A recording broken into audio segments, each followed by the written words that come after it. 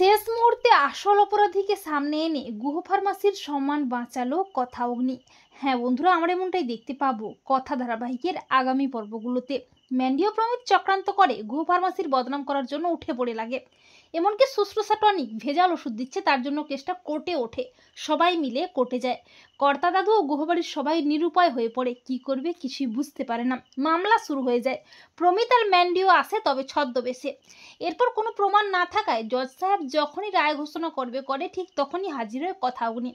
কথা বলে, জজ সাহেব, আমি 7 দিনের মধ্যে প্রমাণ করে দেব যে গুহ ফার্মাসি কোনো জাল ওষুধ বিক্রি করে না, চক্রান্ত করে করা হয়েছে। আসল অপরাধীকে সামনে এনে গুহ ফার্মাসির সম্মান আমি ফিরিয়ে আনবই।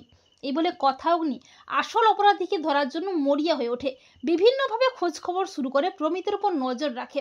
এরপর হঠাৎই একদিন প্রমিত ম্যান্ডির চক্রান্ত হাতে নাতে ধরে জানতে পারে ম্যান্ডিও প্রমিতির চক্রান্ত করে এসব করেছে। আবারও কোর্টে মামলা শুরু হয়ে যায়। এরপর কথা অগ্নি শেষ মুহূর্তে ম্যান্ডিও প্রমিতের ঘাড় ধরে টানতে টানতে কোর্টে হাজির করে ম্যান্ডিও প্রমিতের আসল মুখোশটা খুলে দিয়ে প্রমাণ সমেত ম্যান্ডিও প্রমিতকে পুলিশে দিয়ে গুহ ফার্মাসির সম্মান ফিরিয়ে আনে। কথা বলে, জজ সাহেব, আমাদের গুহ ফার্মাসি ভেজাল ওষুধ বিক্রি করে না।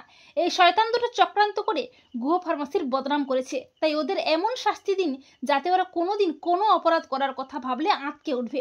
এরপর ম্যান্ডিও প্রমিতের জেল হয়, আর গুহ ফার্মাসি তার হারানো সম্মান ফিরে পায়। তো বন্ধুরা, তোমরা এটাই চাও তো যে শেষ মুহূর্তে আসল অপরাধীকে কোর্টে হাজির করে গুহ ফার্মাসির হারানো সম্মান যেন ফিরিয়ে আনে কথা অগ্নি? কমেন্ট করে জানাতে ভুলো না তোমাদের মতামতটি।